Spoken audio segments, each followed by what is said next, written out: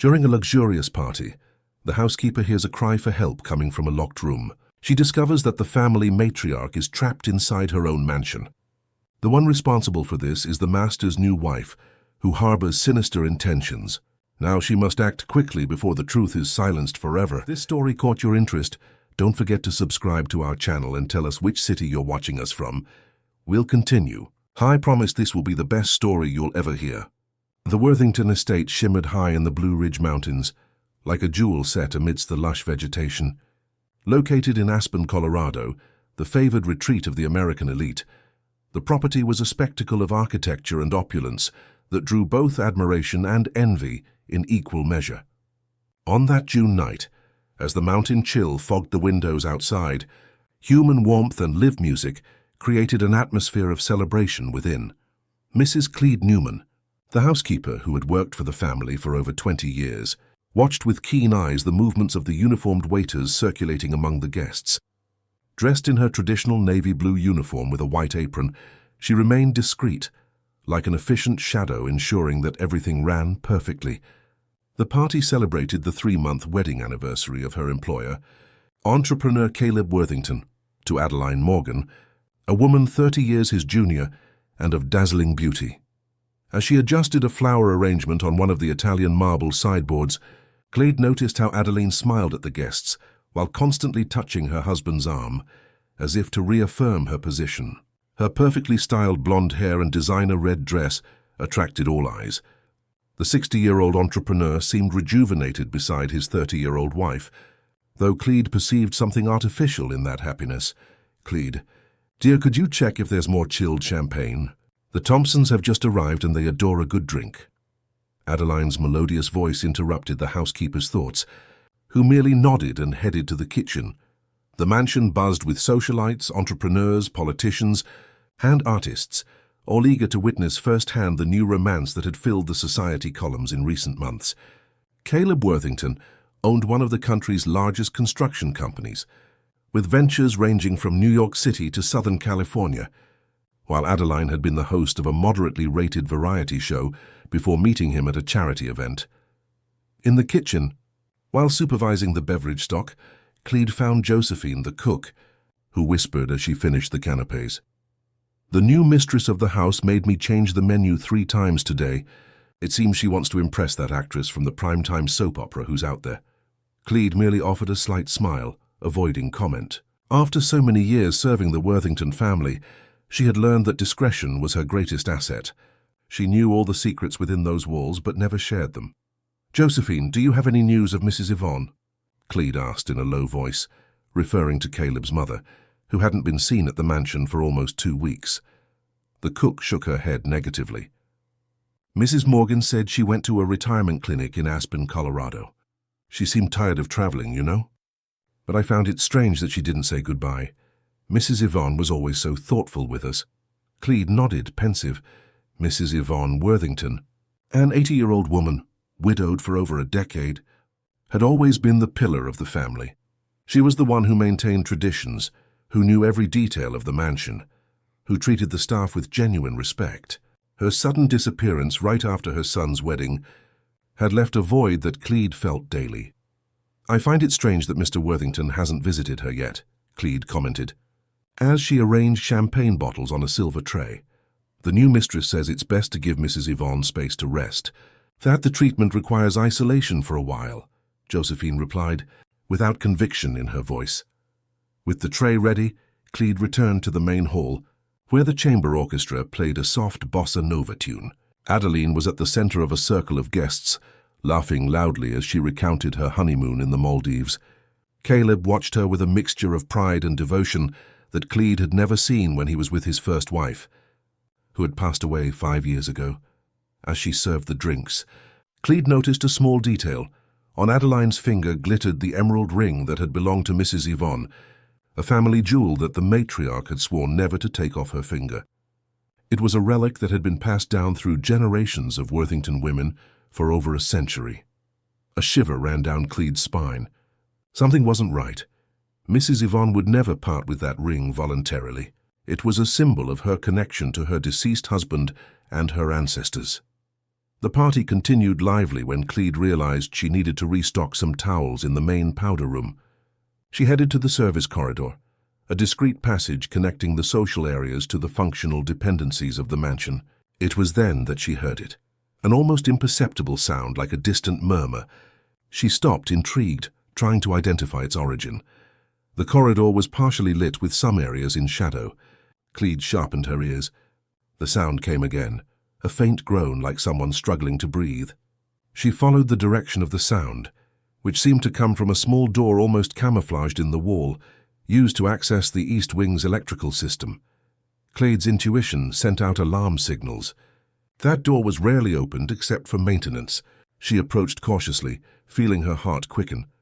The groan sounded again, clearer this time, a weak female voice seemingly pleading for help. "Is anyone there?" Clede called softly, pressing her ear against the wood. "Please, water." The voice was almost inaudible, but Clede immediately recognized the timbre, Mrs. Yvonne. She tried to open the door, but it was locked. She looked around, making sure she was alone, and then called again. "Mrs. Yvonne, is that you?" Thames Clede. "Help me." The response, though weak, confirmed her worst fears. Mrs. Yvonne was not in any retirement clinic. She was there, locked in a small storeroom, while her son celebrated with his new wife just a few feet away. "I'll get help." "Mrs. Yvonne, hold on," Clede whispered, feeling a mixture of dread and indignation. When she turned to go in search of the key or someone who could break down the door, she found Adeline standing in the corridor, watching her with a chilling smile on her perfect lips. Her eyes, previously sparkling for the guests, now displayed a calculating coldness that made Clede freeze. "Looking for something, Clede?" Adeline asked, with a softness that contrasted with the harshness of her gaze. "The clean towels are in the laundry closet, not here." Clede felt her blood run cold. Adeline's smile didn't reach her eyes, which remained fixed, evaluating every reaction of the housekeeper. "Yes, madam. I just thought I heard a noise," Clede replied, trying to keep her voice steady. Adeline approached her, expensive perfume filling the space between them. "It must be the ventilation system. This old house makes strange noises." "Nothing to worry about," she said, placing a hand on Clede's shoulder. "By the way, I need you to supervise the buffet. Some guests complained that the salmon is dry." It was an order disguised as a request, and Clede knew she had no choice but to obey at that moment. With a last look at the locked door, she nodded and headed towards the kitchen, feeling the weight of Adeline's gaze on her back. The music and laughter continued in the hall, but for Clede, they now sounded like a macabre symphony. Beneath the veneer of luxury and celebration, a dark secret was hidden in that mansion, and she had just discovered that the new Mrs. Worthington was not just a fortune hunter. She was someone capable of unimaginable cruelties to maintain her position. As she returned to the party, Clede made a silent decision. No matter the risk, she would find a way to save Mrs. Yvonne and reveal Adeline's true nature. The difficult part would be doing it without losing her job, or, worse still, without becoming the next victim of that woman with an enchanting smile and a heart of ice. The night wore on, and Clede felt the weight of her discovery as a physical burden on her shoulders. As she served coffee in the main hall, her thoughts were on that locked door and Mrs. Yvonne's fragile voice. How could it be that no one had noticed the matriarch's disappearance? How could Caleb Worthington not suspect his own mother's absence? The answer materialized before her when she observed Adeline whispering something in her husband's ear, who smiled foolishly, completely enchanted. Since the new wife had arrived at the mansion, everything had subtly changed. Old employees had been dismissed, routines altered, and Caleb seemed increasingly distant from the house's administration, delegating everything to his young wife. "Clede, are you all right?" The question came from Thomas, the chauffeur who had served the family for almost as long as she had. He was a 60-year-old man, with grey hair and an always erect posture, one of the few long-standing employees Adeline hadn't yet managed to replace. "I am." "Thomas," she replied automatically, but her old friend's gaze indicated that he didn't believe her. Thomas approached, pretending to help her with the coffee tray. "Did you see a ghost? You're as pale as wax." Clede hesitated. She trusted Thomas as she did few people, but she knew that the walls of the Worthington mansion had ears. With a discreet gesture, She indicated that they would talk later and resumed circulating among the guests. Across the hall, the family doctor, Dr. Robert Maxwell, chatted animatedly with a group of entrepreneurs. Clede passed by them offering coffee and caught fragments of the conversation. Yes, advanced. Age sometimes brings these cognitive problems. I strongly recommended rest in a controlled environment, said the doctor, a middle-aged man with impeccably combed hair and an ostentatious Rolex on his wrist. And how is Mrs. Yvonne? I miss her stories, asked an elegant lady whom Clede recognized as an old friend of the matriarch. It was Adeline who answered, appearing as if by magic beside the group. My dear mother-in-law is receiving the best treatment. Dr. Maxwell assured us that isolation is essential at this stage. We hope to have her back in a few months, when she is adjusted. There was something in the way she pronounced the last word that made Clede shiver. It's a shame she's missing this happy moment, another guest commented. She always loved parties. Oh, but she understands, Adeline replied with a rehearsed smile.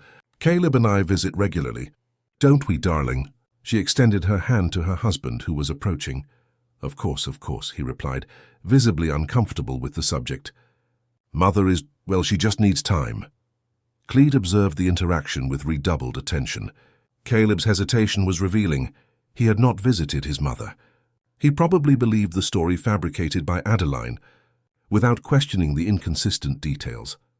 When she managed a break from her duties, Clede went to the kitchen, where Thomas was waiting for her, pretending to help Josephine with the dishes. Now tell me what happened, he insisted in a low voice. Clede looked around, making sure there were no prying ears, and whispered, Mrs. Yvonne is here in the mansion, locked in a small room in the service area. Thomas's face hardened. What do you mean? She's not at that clinic? No, I managed to hear her voice. She's weak, asking for water. I think... Clede swallowed hard, unable to complete the sentence. That snake, Thomas murmured, referring to Adeline. I always thought there was something wrong with this story. Mrs. Yvonne would never go to a clinic without saying goodbye to us, without taking her personal belongings. And Mr. Worthington didn't even question it. He's blind for her, Clede agreed. But we have to do something. Mrs. Yvonne can't stay there. I don't know how long she's been trapped, but by her voice. We have to be smart, Thomas interrupted, noticing that Josephine was watching them with curiosity. That woman is dangerous. If she finds out we know... They were interrupted by the arrival of Raphael, Caleb's nephew, son of his deceased sister. He was a 25-year-old law student who had maintained a distant relationship with his uncle since the new marriage. Mrs. Clede, excuse me for interrupting, he said with a gentle smile. But I'm looking for my grandmother. I've tried calling her cell phone several times this week, but no one answers. And my uncle keeps giving vague excuses. Clede felt a ray of hope. Raphael had always been close to his grandmother, who had helped raise him after his mother's premature death. If there was anyone who could suspect the story and have enough influence to investigate, it was him. Mrs. Yvonne is in a retirement clinic, according to Mrs. Morgan, she replied cautiously. It seems she's having memory problems. Raphael frowned. Impossible. I spoke to Grandma 3 weeks ago on the phone, and she was perfectly lucid. She even mentioned she was worried about some documents my uncle had been signing without reading. The information hit Clede like a lightning bolt. Could this be the reason for Mrs. Yvonne's confinement? Was she interfering with Adeline's plans for the Worthington fortune? I find it strange that no one gave me the address of this clinic, Raphael continued thoughtfully. And even stranger is that Grandma didn't take anything, her clothes, her medicines, even that emerald ring that belonged to my great-grandmother. Everything is still here. The ring is on Mrs. Morgan's finger, Clede commented before she could stop herself. Raphael's eyes widened. What? That ring Grandma swore would only leave her finger when... He stopped abruptly, as if a terrible idea had crossed his mind. Mrs. Clede, something is very wrong in this house, isn't it? Before Clede could answer, Adeline appeared at the kitchen door. Her usual smile faltered slightly upon seeing Raphael there. Dear Raphael, what a pleasant surprise. I didn't know you were coming to our little celebration, she said, with a sweetness that didn't reach her eyes. Your uncle will be so happy. He misses you. Raphael forced a smile. I mainly came to see my grandmother, but I heard she's indisposed. Oh yes, it's a shame, Adeline replied. approaching and placing a hand on the young man's arm. "Age, you know." Suddenly she started confusing things, making baseless accusations. "The doctor said it's common. A period of rest away from domestic worries will help her recover." "And where is this clinic?" "I'd like to visit her," Raphael insisted, holding Adeline's calculating gaze. "At the moment, only immediate family can visit," she replied firmly. "Doctor's orders. Too much stimulation can be detrimental, but I promise that as soon as she's better, you'll be the first to know." Raphael nodded without showing that he believed her. "That's an interesting ring you're wearing. It belonged to my grandmother, didn't it?" Adeline looked at the jewel on her finger, showing no embarrassment. "Oh yes, Yvonne insisted I wear it. She said she always dreamed of seeing it on Caleb's wife's finger." "Such a touching gesture, don't you think?" "It almost made me cry." Clede observed the interaction, impressed by Adeline's ability to lie without hesitation. It was as if she believed her own fabrications. "Well, I need to get back to the guests," Adeline said, directing a last piercing look at Clede and Thomas. "Raphael, come with me. Your uncle will love talking to you." When they left, Thomas murmured, "That woman is more dangerous than we imagined. We have to be very careful." Clede nodded, still processing the conversation.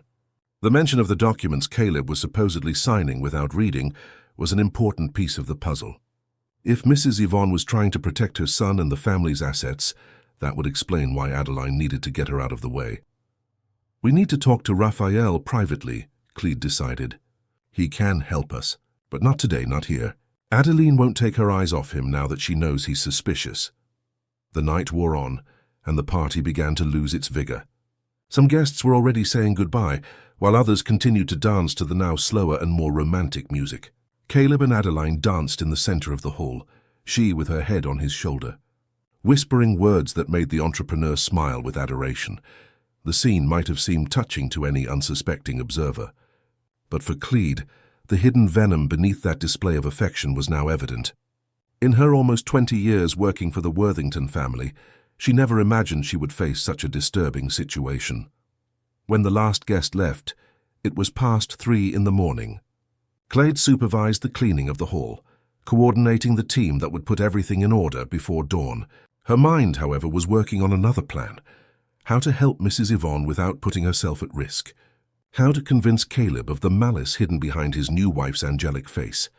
"Dear Clede, you were impeccable, as always," Adeline said, appearing silently behind her. "But I noticed you were a little distracted tonight. Any personal problems?" There was a veiled threat in that seemingly innocent question. Clede forced a tired smile.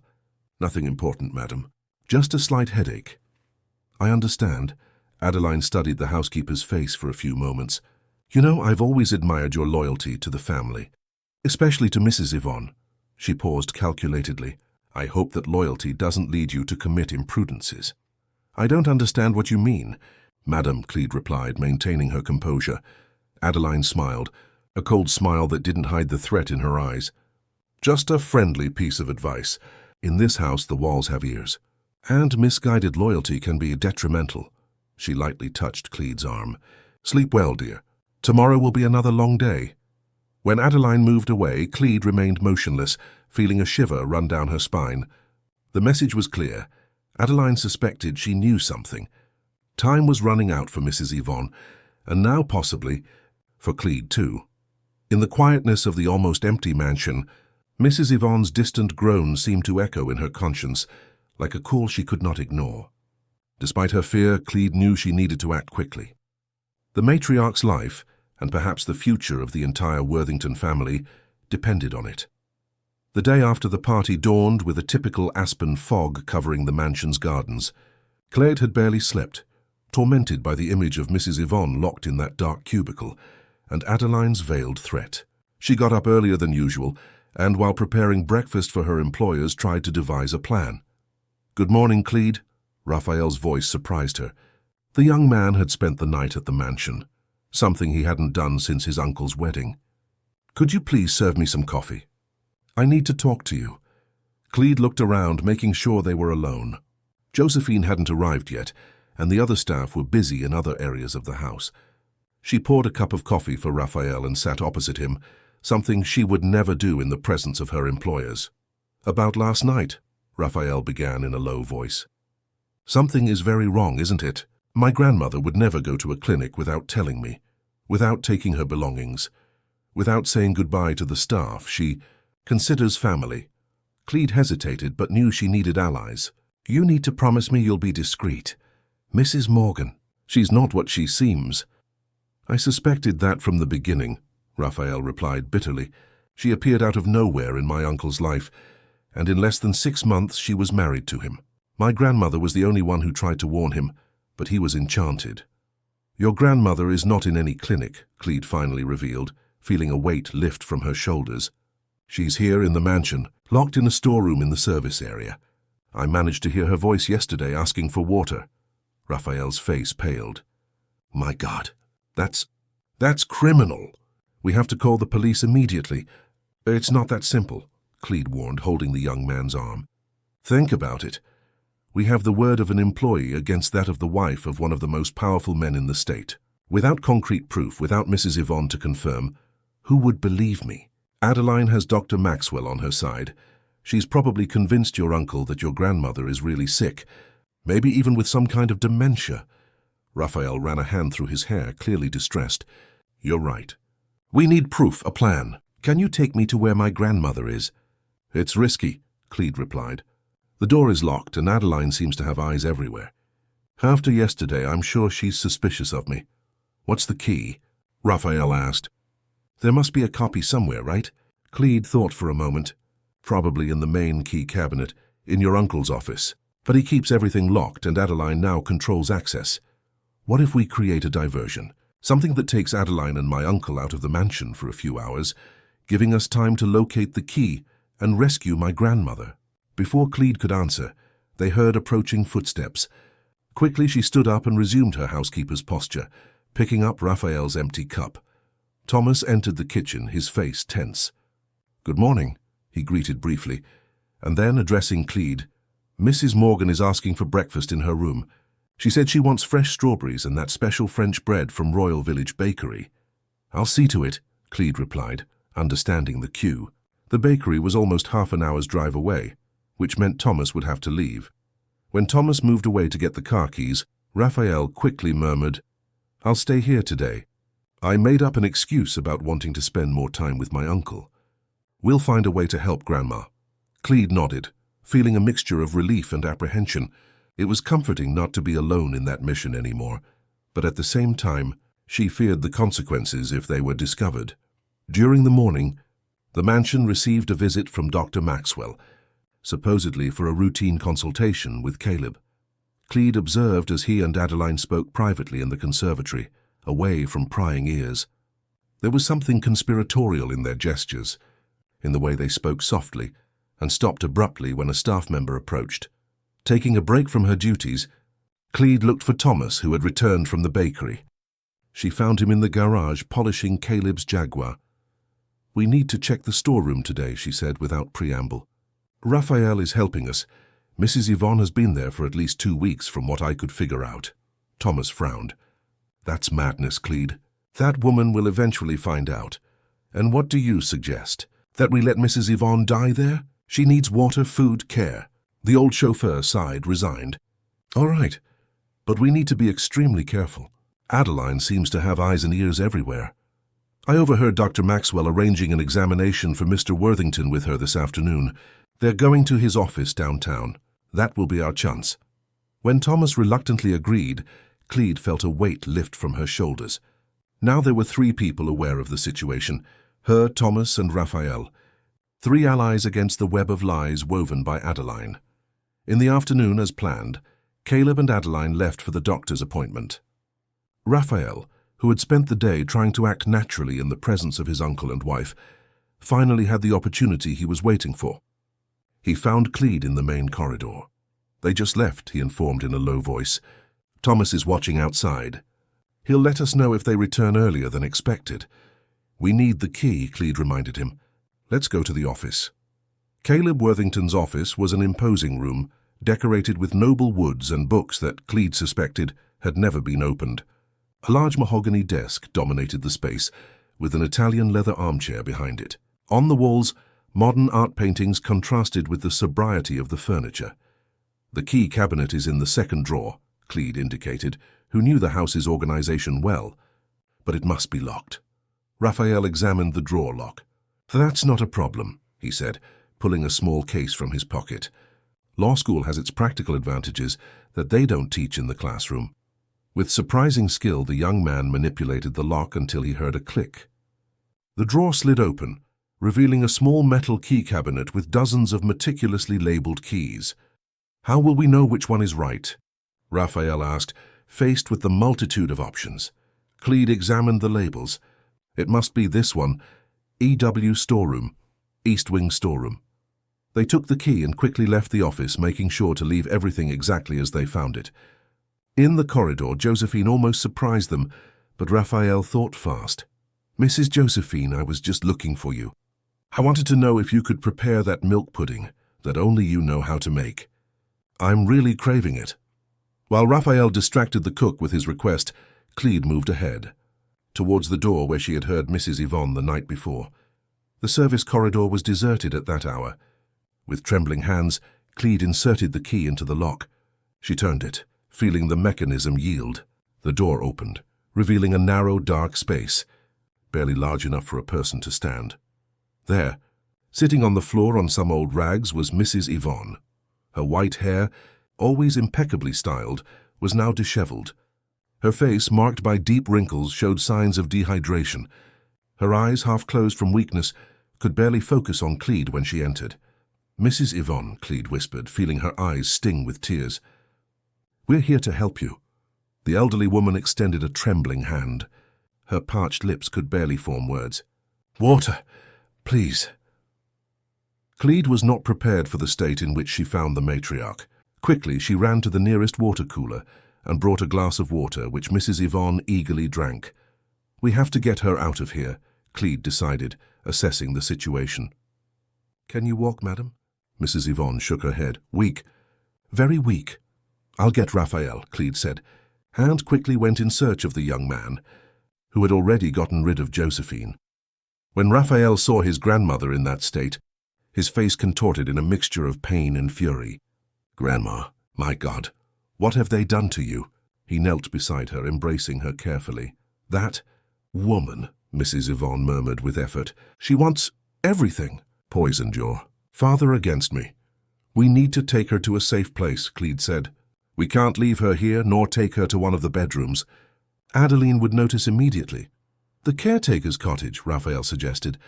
It's at the back of the property, isolated enough. Mr. Anthony is on vacation, visiting his family in Southern California. He won't be back for another 2 weeks. The decision was made quickly. Raphael, being stronger, carried his grandmother in his arms while Cleed went ahead, checking if the path was clear. They crossed the kitchen through the back, where Thomas was already waiting with a small pickup truck used for property services. My heavens, exclaimed the chauffeur upon seeing Mrs. Yvonne's state. This is inhumane. They took the elderly woman to the caretaker's cottage, a simple but comfortable chalet at the back of the property, surrounded by trees that made it almost invisible from the main mansion. There Cleed improvised a bed with the clean sheets she found. Mrs. Yvonne, exhausted by the effort, fell asleep almost immediately after drinking more water and eating some of the broth Cleed hastily prepared. She's dehydrated and weak, but it looks like she'll recover, Cleed assessed, adjusting a blanket over the elderly woman. We need to keep her here until we decide how to confront your uncle and Adeline. Raphael watched his grandmother with tear-filled eyes. This is unforgivable. That woman needs to pay for what she did. Yes, but we need to be smart, Cleed warned. If we confront Adeline directly, she can manipulate the situation to her advantage. Your uncle is completely blind for her. We have Mrs. Yvonne as living proof of her cruelty. What else do we need? Tails witnesses the right moment. Adeline is cunning. She'll deny everything. She'll say Mrs. Yvonne left the clinic on her own, that she's confused, that she made up this story. We need something more concrete. The documents, Raphael murmured, remembering their earlier conversation. Grandma mentioned documents my uncle was signing without reading. We need to find out what those documents are. Cleed nodded, pensive. That might be the key to understanding Adeline's plan. She wouldn't do something so risky without a very strong motive. As they discussed the possibilities, Thomas hurried into the cottage. "They're back," he announced, breathless. "And they're asking for you, Clede. And for Raphael, too." The trio exchanged apprehensive glances. Their simultaneous absence would certainly raise suspicions. "I'll go back first," Clede decided. "I'll say I was organizing the pantry routine work. Raphael, you should appear soon after, as if you'd gone for a walk in the gardens." "What about Mrs. Yvonne?" Thomas asked. "You stay with her," Raphael replied. "No one will find your absence strange at this hour. We'll take turns looking after Grandma and keeping up appearances at the mansion." The plan was set, but Clede felt they were walking on thin ice. Adeline was too perceptive, and the slightest slip could ruin everything. As she returned to the main mansion, taking deep breaths to calm her racing heart, Clede reflected on how her quiet life as a housekeeper had turned into a dangerous game of cat and mouse. The truth needed to come out, not only for the sake of Mrs. Yvonne, but also for the sake of Caleb Worthington, who was being manipulated by a woman whose ambition seemed limitless. But the question echoing in her mind was, at what price would this truth be revealed? And who would pay the highest price for it? When Clede returned to the mansion, she found Adeline in the living room, pacing nervously. Her face, always so carefully composed, showed signs of irritation. "Where were you?" she asked as soon as she saw the housekeeper. The tone was polite, but there was a cutting edge beneath the polished surface. "Organizing the pantry, madam," Clede replied, keeping her voice calm. "It's time for the weekly inventory." Adeline studied Clede's face for a few seconds, as if searching for signs of a lie. "And do you know where Raphael is?" "My husband wants to speak with him. I believe he went for a walk in the gardens. The young gentleman mentioned something about wanting to photograph the mountain landscape." Clede improvised, hoping Raphael would appear soon to confirm the story. Adeline didn't seem convinced, but she was distracted by the arrival of Caleb, who entered the room with a worried expression. "Darling, I called the clinic to speak with Mother, but the receptionist said there's no patient registered under her name there." Clede's blood ran cold, but she maintained an impassive posture, pretending to adjust a flower vase while observing Adeline's reaction. For a brief instant, the young wife's face registered alarm, but she quickly recomposed herself with a reassuring smile. "Oh, my love, you must have called the wrong number. Remember, Dr. Maxwell said it's an exclusive clinic. The name doesn't appear in common records for privacy reasons. Patients are identified by codes." Caleb frowned, still confused. "But I used the number you gave me. There must have been some misunderstanding in communication. Look, why don't we wait for Robert to come by later? He can clarify all this." Adeline approached her husband and caressed his face with false tenderness. "Don't worry so much, my dear. Your mother is receiving the best care. I personally guaranteed it." The ease with which Adeline lied was frightening, Clede thought. There was no hesitation, no sign of nervousness. It was as if she believed her own inventions. Raphael entered at that moment, feigning surprise at seeing everyone gathered. Hello. I was taking a walk in the gardens. The mountain view this time of year is incredible." Clede breathed a sigh of relief to see that he had followed exactly the alibi she had improvised. "Raphael," Caleb began, seemingly momentarily forgetting the confusion about the clinic. "I wanted to talk to you about the company documents. Now that you're almost graduating from law school, I thought it would be good for you to start familiarizing yourself with the family business." A flicker of alarm passed through Adeline's eyes, so quickly that only someone as attentive as Clede could notice. "Actually, dear," Adeline interrupted softly, "remember Dr. Maxwell recommended you rest today. The consultation was tiring, and you know how your blood pressure gets affected when you get involved in work matters." "I'm perfectly fine," Caleb insisted, with an unusual irritation in his usually patient voice. "Raphael is my nephew. He's practically a son to me. It's natural for him to start understanding how the family business works." The look Adeline gave her husband contained a calculating coldness that completely contrasted with her usual persona of a devoted wife. For a moment it seemed she was about to retort, but then her face softened into a resigned smile. "Of course, my love. You're right, as always. I just worry about your health." She turned to Raphael with forced cordiality. "Why don't you use the office? I'll be in the conservatory if you need anything." When she left the room, Clede noticed that her steps were rigid, restrained, as if she were controlling herself not to show the anger she certainly felt. Caleb and Raphael headed to the office, leaving Clede alone with her tumultuous thoughts. The housekeeper took the opportunity to check the storeroom where Mrs. Yvonne had been held. She needed to make sure they hadn't left any evidence that they had been there. The small storeroom was exactly as they had left it, the door locked, the key back in the office key cabinet. Clede used her copy of the master key to enter and inspect the place.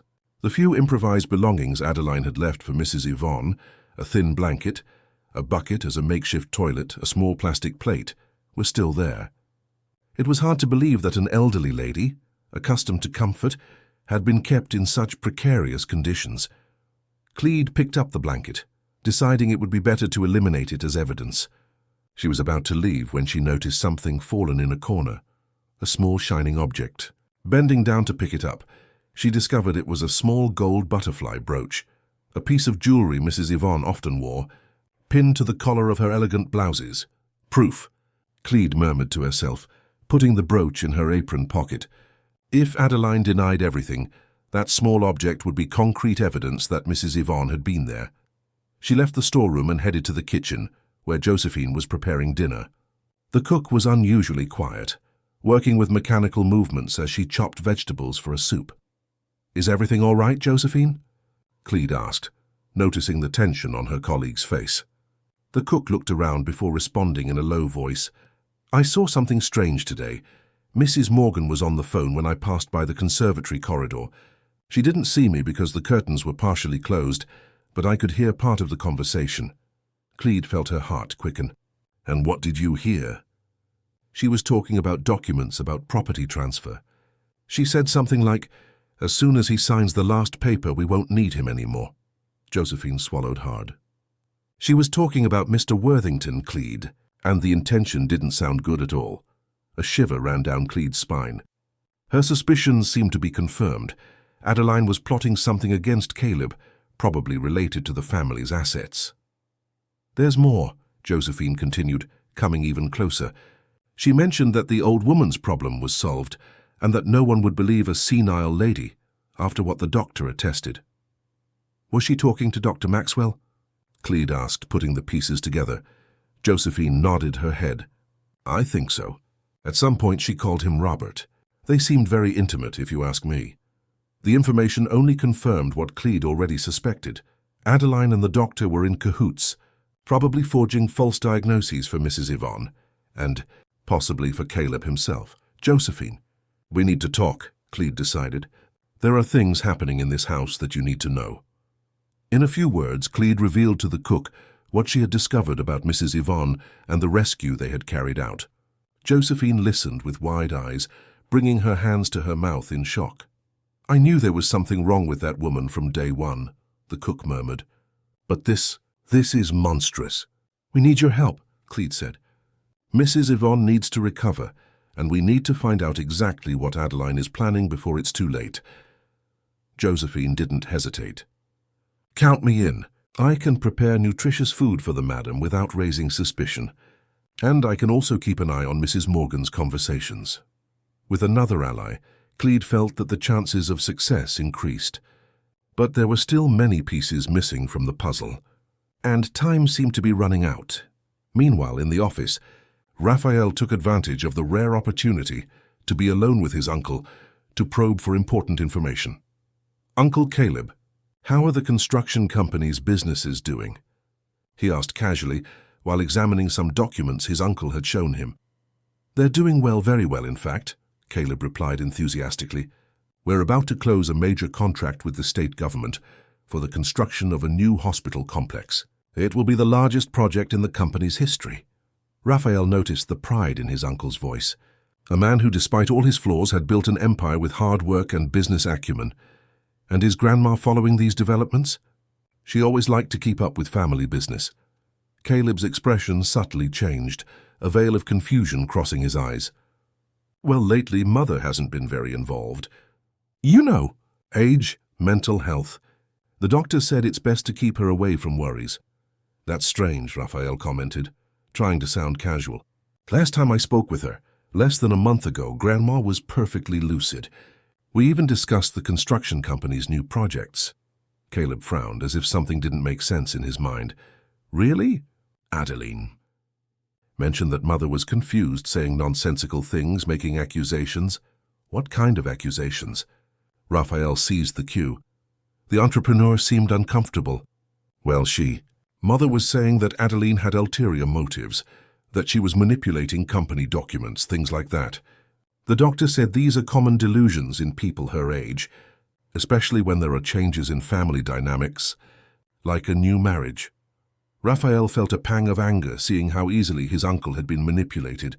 And did you ever check these accusations? Look at the documents Grandma mentioned. There was no need, Caleb replied with a confidence that sounded more like naivete. Adeline would never do something like that. She loves me, she only wants what's best for me. Of course, Uncle, but just out of curiosity, what documents were these that Grandma mentioned? Caleb hesitated, as if trying to remember.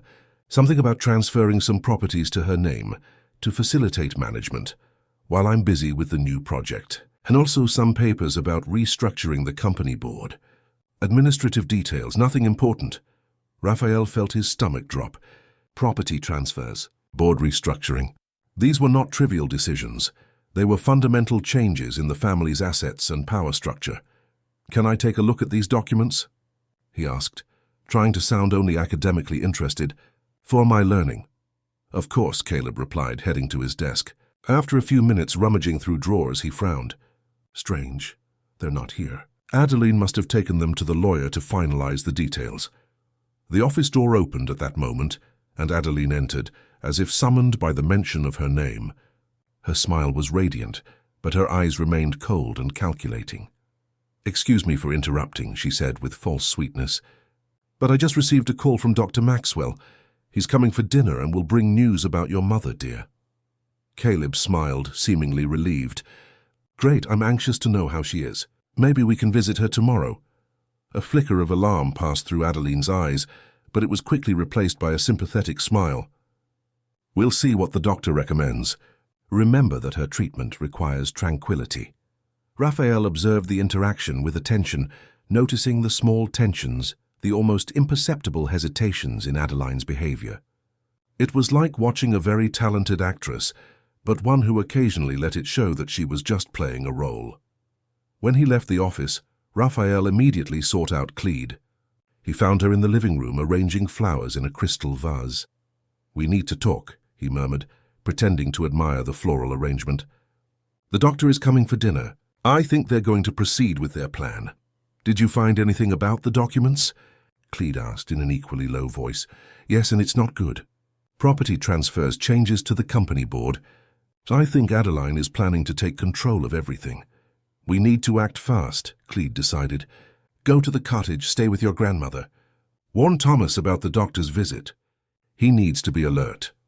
As Raphael discreetly left towards the back of the property, Clede reflected on what she had discovered in the last 24 hours. The situation was more serious than she had initially imagined. It wasn't just about keeping Mrs. Yvonne away. It was an elaborate plan to take control of the Worthington fortune. And that night's dinner, with Dr. Maxwell present, seemed to be a crucial piece in this dark plan. Clede knew she needed to be prepared for anything. The battle for truth and justice for Mrs. Yvonne was just beginning, and the enemy was far more dangerous than she had ever imagined. Night fell over the Worthington estate, bringing with it a thick fog that enveloped the property like a mantle of mystery. In the kitchen, Josephine finalized dinner preparations under Clede's watchful eye. The two women exchanged meaningful glances as they worked, aware of the importance of that night. The main course is almost ready, Josephine commented, lowering her voice. I set aside a special portion for Mrs. Yvonne. I made a nutritious and hearty broth as you requested. Excellent, Clede replied, checking if anyone was nearby. Thomas will take the food to the cottage as soon as Dr. Maxwell arrives. The distraction will be perfect. The sound of the doorbell cut through the conversation. The two exchanged tense glances. The time had come. Clede headed to the front door, composing her expression into the mask of professional efficiency she had perfected over the years. Dr. Robert Maxwell waited on the veranda, impeccably dressed in a dark grey suit and holding a leather briefcase that seemed important. Good evening. Dr. Maxwell, Cleed greeted with her usual formality. Mr. Worthington and Mrs. Morgan are awaiting you in the living room. The doctor nodded briefly, handing his overcoat to Cleed. There was something arrogant in his gestures, a confidence that bordered on contempt for the subordinates, as he often referred to the mansion's staff.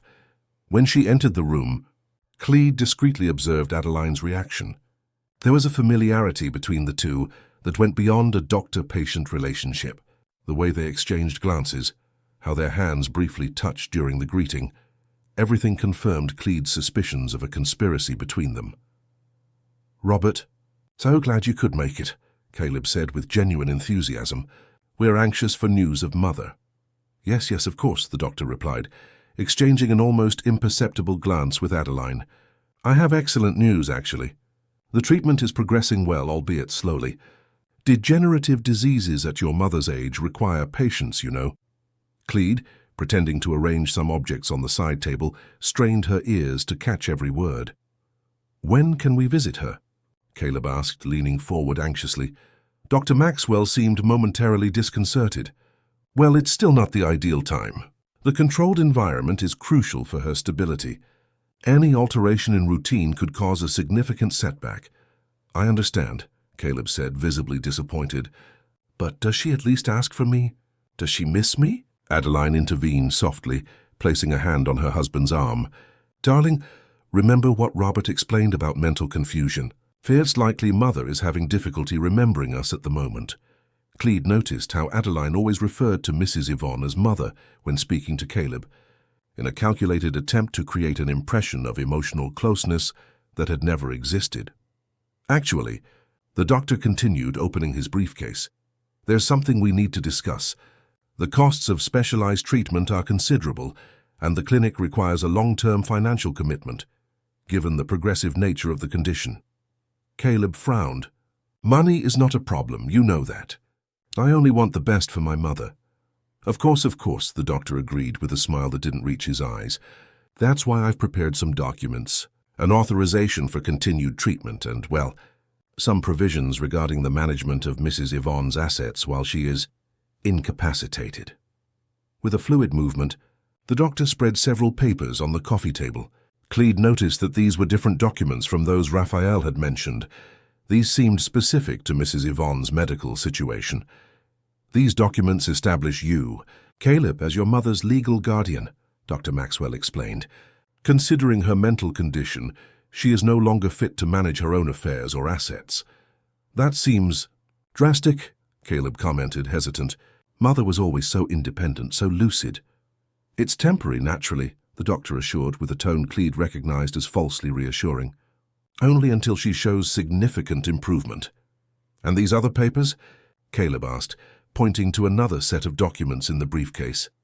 "Oh, those are just administrative formalities from the clinic," Adeline quickly replied. "Authorizations for specific procedures, insurance matters." Cleed noticed how she subtly slid the documents away from Caleb's visual reach, a movement so natural it seemed casual. "Why don't we read all this after dinner?" Adeline suggested with a charming smile. "Robert must be starving, and Josephine has prepared a special menu tonight." The mention of dinner was Cleed's cue to withdraw and check if everything was ready. In the kitchen, she found Thomas waiting discreetly for the portions set aside for Mrs. Yvonne. "The doctor has arrived," she informed him, handing him the carefully wrapped container. "They're discussing guardianship documents. It seems they want to declare Mrs. Yvonne legally incapacitated." Thomas shook his head, indignant. "This is too much. We need to act quickly. Is Raphael with her in the cottage?" "Yes, and he brought something interesting," the chauffeur replied, lowering his voice even further. "He found some documents in Adeline's room. It seems she and the doctor have been having an affair for a long time. And there's more. He found a draft of a new will for Mr. Worthington, where he leaves everything to her in case of, well, you know." Cleed's blood ran cold. Her suspicions were correct. The plan was far more sinister than she had imagined. "Go quickly and come back as soon as you can," she instructed him. "I'll serve dinner and keep an eye on everything. And Thomas, be careful." As the chauffeur left through the back, Cleed returned to the living room to announce that dinner was served. The three, Caleb, Adeline, and Dr. Maxwell, headed to the dining room, where Josephine had prepared an impeccable table worthy of the finest restaurants in New York City. During dinner, the conversation flowed artificially animated, with Adeline skillfully steering topics away from Mrs. Yvonne or the documents whenever Caleb tried to return to those subjects. Clede observed everything while serving the dishes, noticing how the doctor and Adeline exchanged complicit glances when they thought no one was watching. "This wine is excellent," Dr. Maxwell commented, holding his glass against the light. "Bordeaux, I presume?" "A Chateau Margaux 2015, Caleb confirmed, proud of his cellar. "It was my mother's recommendation, actually. She always had a refined palate for wines." "Speaking of your mother," the doctor seized the cue, "it's important that we sign those documents today. The clinic is pressing for a formal definition of guardianship." Clede, who had just entered with dessert, noticed that Thomas had returned and was waiting in the corridor, visibly anxious to speak with her. She hurried to serve dessert, and with an excuse about getting coffee, withdrew to find the chauffeur. "Raphael discovered something big," Thomas whispered, as soon as they were alone in the kitchen. Among the documents in Adeline's room, there was a scheme to transfer the construction company's shares to an offshore company controlled by her and the doctor. They plan to empty the company as soon as they have control. "My God," Clede murmured, assimilating the gravity of the situation. "They're not just after Mr. Worthington's personal fortune, but the entire Worthington empire." "There's more," Thomas continued. "Raphael found a bottle of medication in her room. He researched it online and discovered they are drugs that, in high doses, can cause mental confusion, memory lapses, exactly the symptoms Mr. Worthington has been occasionally showing." The revelation made Clede feel as if the ground disappeared beneath her feet. It wasn't just a matter of psychological manipulation. Adeline was effectively drugging her husband to make him more susceptible to her lies. "And Mrs. Yvonne? She's better, stronger. She managed to eat well and is more lucid. She told Raphael that she discovered Adeline's plan by chance when she overheard a phone conversation between her and the doctor. That's why she ended up locked in that storeroom. She confronted Adeline, who neutralized her before she could alert Caleb." Clede made a quick decision. "We need to act now. If they manage to get Mr. Worthington to sign those papers today." "What will we do?" Thomas asked, tense. "Call Raphael. Tell him to bring Mrs. Yvonne to the main house in 30 minutes. Use the back entrance through the conservatory. I'll create a distraction to keep them busy in the living room." As Thomas left to make the call, Clede prepared a tray with coffee and liqueurs, her mind working frantically to devise a plan. The idea that emerged was risky, but she saw no other way out. Upon returning to the living room, where the three had moved after dinner, Clede noticed that the documents were again spread on the table, and Caleb held a pen ready to sign. "Excuse me, sir," Clede interrupted, placing the tray on the side table. "An urgent delivery has arrived for you. The messenger said they are the documents for the new hospital project, which you were awaiting." Caleb looked up, surprised. "Now it's past 9 o'clock. The messenger said Mr. Anderson, from the architecture firm, apologized for the hour, but insisted you needed to review these documents urgently." Adeline shot an irritated glance at Clede. "This can wait until tomorrow, can't it, darling? We're dealing with important matters here." No, Caleb replied, already standing. "The hospital project is a priority." "Where is the messenger, Clede?" "In the library, sir.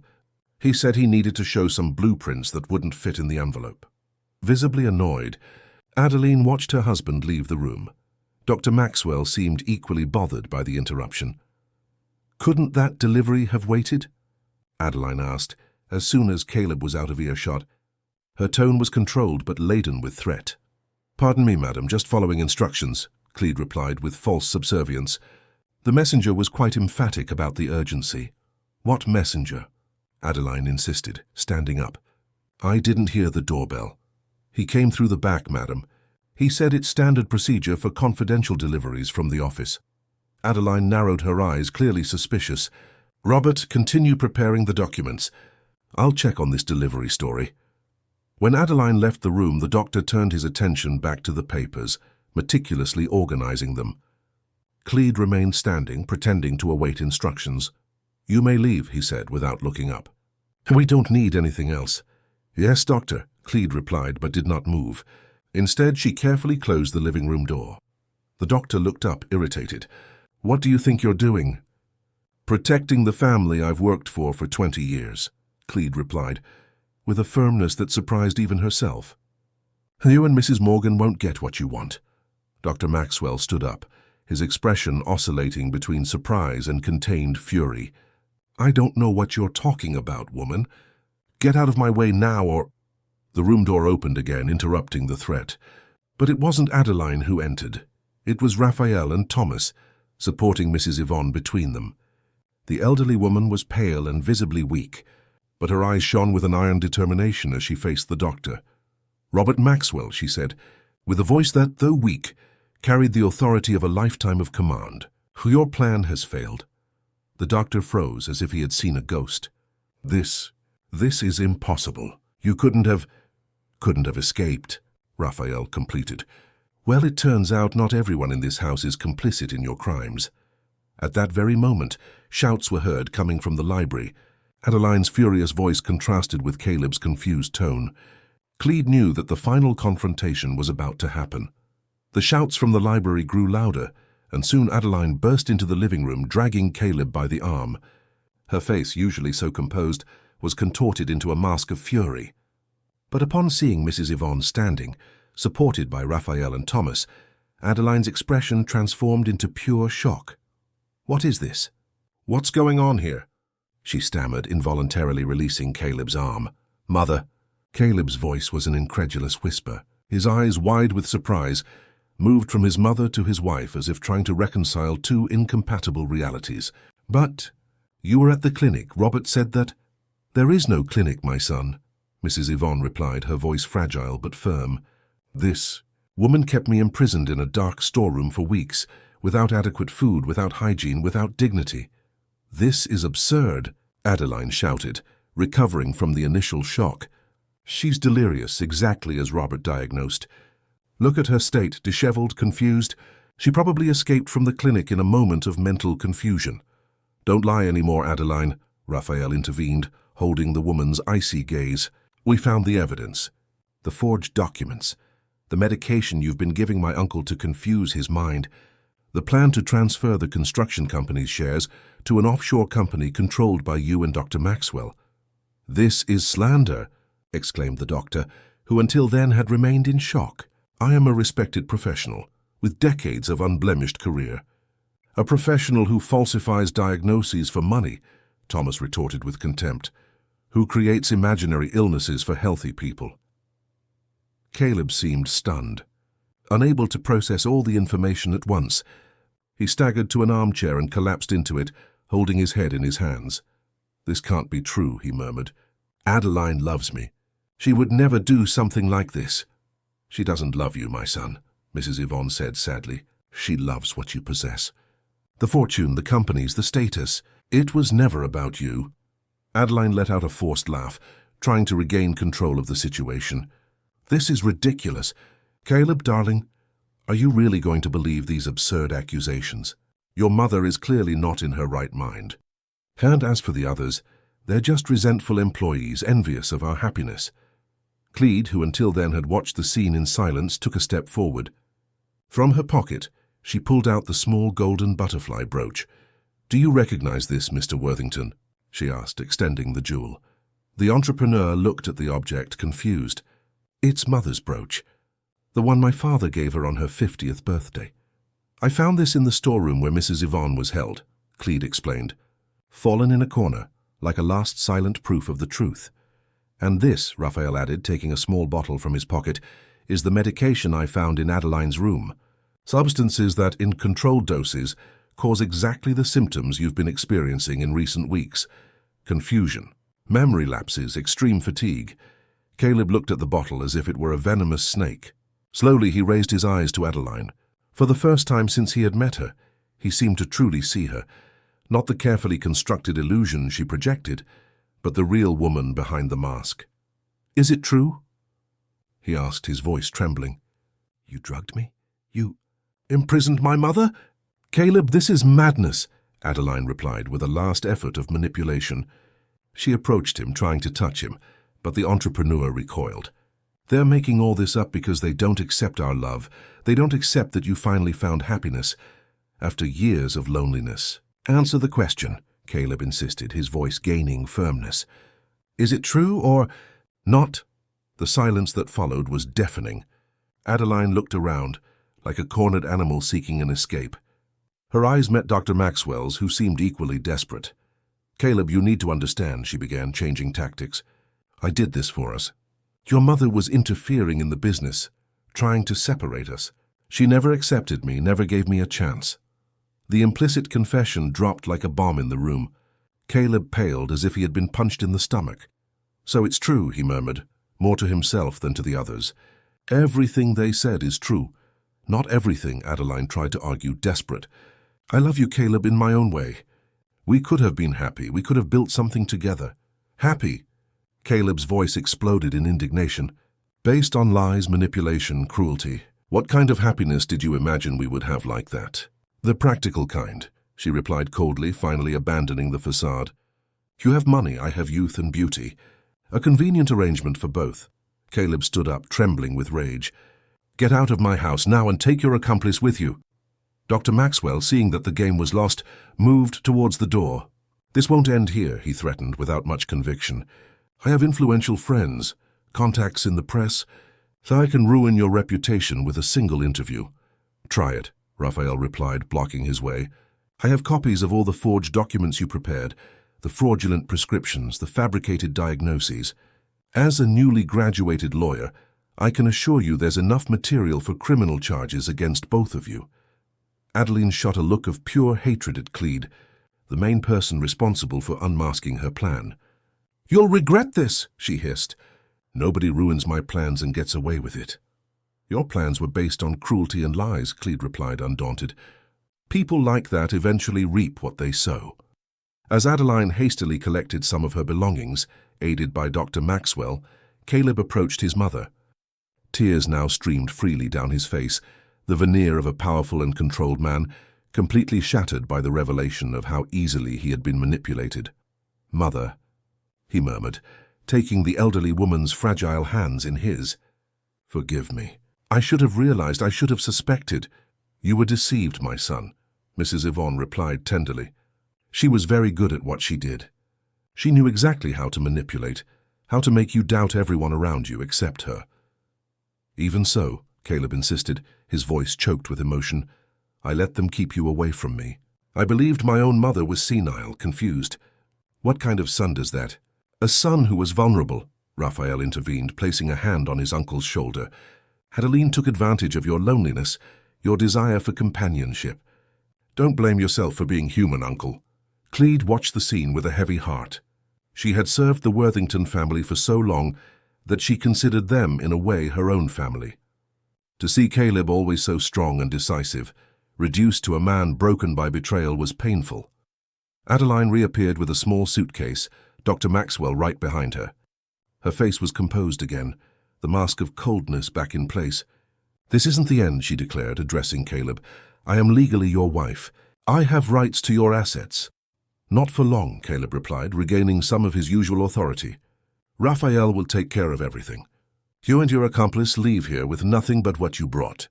And be thankful I'm not calling the police right now." "This is a mistake," she insisted, with a last flicker of arrogance. "No one will ever love you like I do." "You never loved me," Caleb replied with sad certainty. "And I'd rather spend the rest of my life alone than beside someone capable of what you did." When the front door finally closed behind Adeline and Dr. Maxwell, a heavy silence fell over the room. It was as if the entire mansion breathed a sigh of relief after being rid of a malign presence. "We need to take care of you." "Mother," Caleb said, turning to Mrs. Yvonne, who seemed exhausted after the confrontation. "Clade, please prepare her room.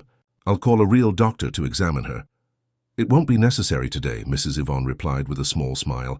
"I'm tired, but well, thanks to Cleed, Thomas, Josephine, and Raphael's care in recent days, I'm already recovering." "I can never thank you enough," Caleb said, turning to the staff and his nephew. "You risked your jobs, perhaps even more, to save my mother and myself." Cleed shook her head, moved. "There's no need to thank us, sir. The Worthington family has always been good to us. It was our moral obligation to protect you." "No," Caleb insisted. "It went far beyond obligation. It was true loyalty, the kind that can't be bought with a salary. And I will never forget that. As Thomas and Raphael helped Mrs. Yvonne up to the room she hadn't occupied for weeks, Caleb held Clede's arm, preventing her from following them. "There's something I need to ask you," he said when they were alone. "How did you find out? How did you know my mother was imprisoned here in the mansion?" Clede hesitated, organizing her thoughts. "It was a combination of small details, sir. The emerald ring that Mrs. Yvonne would never voluntarily take off, the way Mrs. Morgan avoided talking about the clinic, the lack of your mother's personal belongings, and most importantly, instinct. After so many years serving this house, I learned to sense when something isn't right." Caleb nodded, pensive. "It's incredible how we live surrounded by people, and yet can be so alone, so vulnerable. You saw what I, blinded by what I thought was love, couldn't see. You weren't just blinded by feeling," Clede observed gently. "You were being deliberately drugged, manipulated. Don't blame yourself so much." A sad smile crossed the entrepreneur's face. "You know what hurts me most, Clede." Realizing that, deep down I suspected. There were moments when something seemed wrong, when the story about Mother's illness didn't make sense. But it was easier to believe the comfortable lie than to face the possibility that the woman I loved was that. "It's human, sir," Clede replied with compassion. "We all sometimes prefer a sweet lie to a bitter truth." "Well, that lie almost cost my mother's life and the family's entire fortune," Caleb concluded bitterly. "Her costly lesson, but one I will never forget." Clede observed the man in front of her, still distraught, still processing the magnitude of the betrayal, but already showing signs of the inner strength that had always characterized him. The recovery would be slow, for both Caleb and Mrs. Yvonne, but the housekeeper knew that the Worthington family would survive this storm, as it had survived so many others throughout its history. As she ascended the stairs to prepare Mrs. Yvonne's room, Clede allowed herself a small smile of satisfaction.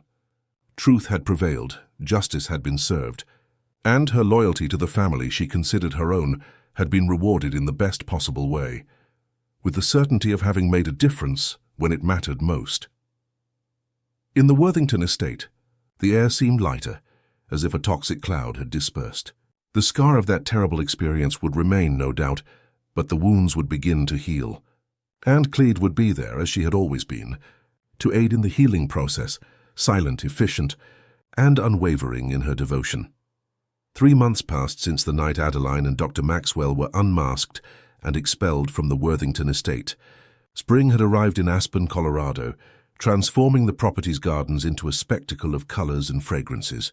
Magnolias, hydrangeas, and azaleas bloomed in abundance, as if celebrating the rebirth occurring not only in nature, but also within the house. Mrs. Yvonne, physically recovered from the ordeal, walked through the garden with slow but firm steps. Her white hair was impeccably styled, and the emerald ring shone again on her finger where it belonged. By her side, Clede adjusted the shawl over her shoulders, protecting her from the fresh morning breeze. "It's a beautiful day, isn't it, Clede?" the matriarch commented, inhaling deeply the perfumed air. "Yes, madam. Spring has fully arrived this year, as has our new beginning," Mrs. Yvonne observed with a serene smile. "You know, during those dark days, a prisoner in that cubicle, I feared I would never see another dawn, never feel the sun on my face. You gave me that back, Clede. You gave me my life back." The housekeeper felt her eyes moisten. "I only did what any decent person would do, Mrs. Yvonne." "No, my dear. You did what few people would have the courage to do. You risked yourself against someone powerful and manipulative, with no guarantee of success. That requires more than decency. It requires integrity, courage, loyalty." The two women sat on a stone bench, contemplating the artificial lake where swans glided gracefully. In the distance, they could see Caleb talking with Raphael on the mansion's veranda, both holding document folders. "Mr. Worthington seems better," Clede commented. "Stronger, more focused." "Yes," Mrs. Yvonne agreed. "The betrayal left deep scars, but my son always had admirable resilience, and having Raphael by his side in the business has been a blessing. That boy has a natural talent for business, in addition to legal knowledge." Indeed, in recent weeks, Raphael had taken on an increasingly important role in the administration of the Worthington companies. A newly graduated lawyer, he had proven to be not only a competent attorney, but also a born strategist. Under his guidance, the construction company was rapidly recovering from the damage Adeline had almost caused. And what about the lawsuit against Mrs. Morgan and the doctor? Clede asked carefully. Raphael is taking care of everything, Mrs. Yvonne replied with a sigh. It will be a long and potentially painful legal battle, but necessary. What they did cannot go unpunished, not just for what they did to me personally, but for the scheme they tried to set up to divert millions from the construction company. Investigations revealed that Adeline and Dr. Maxwell's plan was even more elaborate than they had initially imagined. In addition to trying to take control of Caleb's personal assets, they had prepared a sophisticated scheme to divert resources from large construction projects into offshore accounts. Had they been successful, hundreds of employees would have lost their jobs, and several social projects funded by the company would have been interrupted. It's incredible how people like that manage to hide their true nature for so long, Clede commented. Evil people rarely look evil at first glance, Mrs. Yvonne reflected. That's what makes evil so dangerous. It often disguises itself as beauty, goodness, love. The sound of approaching footsteps interrupted the conversation. It was Josephine, bringing a tray with tea and freshly baked chestnut cookies. I thought the ladies might like a snack, the cook said, placing the tray on a small garden table. I made those chestnut cookies you like so much, Mrs. Yvonne. Oh, Josephine, you're an angel, the matriarch exclaimed with genuine pleasure. I've completely regained my appetite, you know. During those terrible days, I thought I would never feel truly hungry again. Josephine smiled, visibly pleased to see her employer recovered. It's a joy to have you back in the house, madam. The mansion seemed empty without your presence. As Josephine withdrew, Caleb and Raphael approached, joining the women for tea. How are the businesses? Mrs. Yvonne asked, serving a cup to her son. Surprisingly well, Caleb replied. The hospital complex contract was finally signed. It will be the largest project in the construction company's history. And we managed to recover almost all the documents Adeline had altered, Raphael added. Fortunately, she didn't have time to register the property transfers she had planned.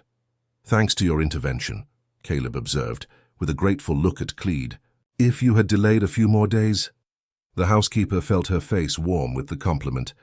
It was a collective effort, sir. We all love this family. And speaking of family, Mrs. Yvonne intervened, with a special twinkle in her eye. I've been thinking a lot about the future, Caleb, about legacies, about what truly matters. What do you mean, Mother? The entrepreneur asked, intrigued by his mother's solemn tone. I've been thinking about how our wealth, our power, only make sense if they are used for good. What Adeline and Robert tried to do, to use our resources only for their own benefit, without consideration for others, is exactly the opposite of what the Worthingtons have always represented. Caleb nodded, pensive. You're right, Mother. Lately I've questioned the purpose of everything we've built. What's the use of so much if it doesn't make a positive difference in people's lives? Exactly, Mrs. Yvonne agreed enthusiastically. And that's why I want to propose something. The east wing of the mansion has been practically unused for years. What if we transformed it into an assisted living facility for the underprivileged? The proposal surprised everyone. Caleb's eyes widened, while Raphael and Clede exchanged admiring glances. An assisted living facility? Here in the mansion? Caleb seemed genuinely surprised. Why not? Mrs. Yvonne insisted. We have plenty of space, resources to hire qualified professionals. We could offer dignity, comfort, and companionship to people who, unlike me, don't have a Clede or a Raphael to save them when they're vulnerable. The idea deeply touched everyone. Clede felt a wave of pride seeing how, even after all she had suffered, Mrs. Yvonne managed to transform her traumatic experience into something positive for others. I think it's a brilliant idea. Grandma, Raphael supported, enthusiastic. We could establish a foundation to manage the center, ensuring its continuity even in the future. And we could integrate health programs, leisure, education. I'm impressed, Caleb admitted with a warm smile for his mother. After everything you've been through, your first concern is how to help others. It's precisely because of what I went through, Mrs. Yvonne replied with serenity. Those days of isolation, of despair, made me realize how terrible it must be for so many elderly people who live abandoned, voiceless, without dignity. The difference is that I knew I had a family, people who cared about me. Many don't have that. Clede watched the scene with a heart full of emotion. It was as if the cycle was completing itself. Suffering transformed into purpose, pain into compassion, darkness into light. "Mrs. Yvonne," she finally said, "if I may suggest, we could start preparations immediately. The East Wing would need some adaptations, but nothing too complex. And I know some people in the community who could help us with the operational part." "Excellent idea, Cleed," Mrs. Yvonne exclaimed, animated. "You could oversee the project if it's not asking too much. No one knows this house better than you." "It would be an honor, madam," Cleed replied, genuinely touched by the trust placed in her. In the following weeks, the Worthington estate transformed into a construction site.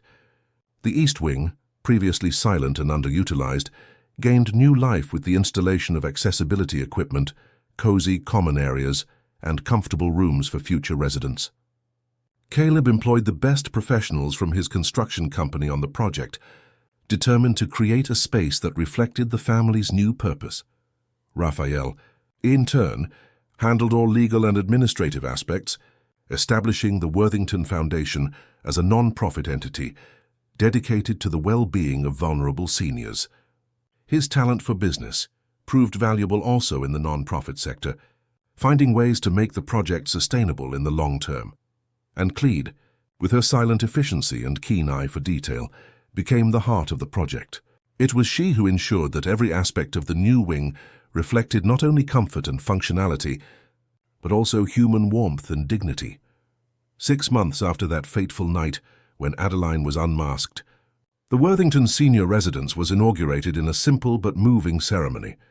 The first 10 residents, elderly people selected from precarious shelters in the region, arrived at the mansion not as patients or beneficiaries, but as honored guests.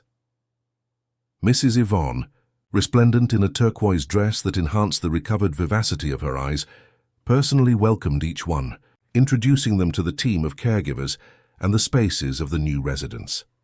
"Welcome to your new home," she said with tears of emotion in her eyes. "Here, I promise you, you will never be alone or forgotten. Here, each of you is important. Each story is valuable. Each day is a new opportunity." Cleed watched the scene from afar, alongside Thomas and Josephine. The 3 employees, who had served the Worthington family for so many years, felt immense pride seeing how their loyalty and courage had not only saved Mrs. Yvonne, but also generated a project that would transform many other lives. "Who would have thought, huh?" Thomas commented with an emotional smile. "From all that wickedness, something so beautiful was born." "That's what happens when good people face evil with courage," Cleed replied, watching Mrs. Yvonne interact affectionately with the new residents. "Good always finds a way to flourish, even in the most improbable terrains." That night, when all the guests had left and the new residents were comfortably settled in their rooms, Cleed was called to the library, where she found Caleb, Mrs. Yvonne, and Raphael gathered. "Come in." "Cleed," Caleb invited with a warm smile. "We wanted to speak with you privately." The housekeeper entered, intrigued. On the coffee table there was a small blue velvet box. "Today is a special day for our family," Mrs. Yvonne began. "A new beginning, a renewed purpose. And none of this would be possible without you, my dear Cleed."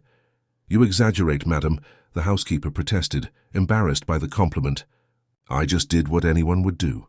"No," Caleb interrupted firmly. "You did what only someone with extraordinary moral courage would do.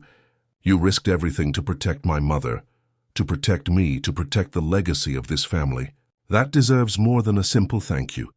Raphael approached, picking up the velvet box. "Grandma, Uncle Caleb and I talked a lot about how to adequately express our gratitude, and we came to a conclusion." He opened the box, revealing a delicate gold butterfly brooch studded with small emeralds, a replica of the brooch that had served as crucial evidence in the case. "This is the symbol of transformation," Mrs. Yvonne explained with emotion in her voice, "of the metamorphosis we all went through. The butterfly faces the darkness of the cocoon before finding freedom and light. That's what happened to us thanks to you." Cleed felt tears well up in her eyes as Raphael delicately pinned the brooch to her blouse. "But that's not all," Caleb continued with a smile. "As of today, you are no longer just our housekeeper, Cleed. We would like you to assume the position of Administrative Director of the Worthington Foundation. No one better than you to ensure that the values of compassion, dignity and respect that we uphold are practiced daily." The proposal took Cleed completely by surprise. After so many years as a housekeeper, the prospect of a new role, one that recognized her skills and her contribution so significantly, was almost impossible to grasp. I don't know what to say, she stammered, emotional. It's an immense honor, but I'm not sure if I'm qualified. You have all the qualifications that matter, Mrs. Yvonne assured, holding her hands tenderly. Integrity, compassion, efficiency, vision, the rest can be learned. And Raphael will be by your side to help with the technical aspects. Clede looked at each of them. The matriarch who had faced cruel confinement with unwavering dignity, the entrepreneur who, after being betrayed in the worst possible way, found strength to rebuild not only his businesses, but also his life's purpose, and the young lawyer who combined professional brilliance with a genuinely compassionate heart. This was the true Worthington family, not the image of perfection Adeline had so coveted, but real people with flaws and virtues, united by bonds that went far beyond blood or money. I accept, she finally replied, with a radiant smile through her tears.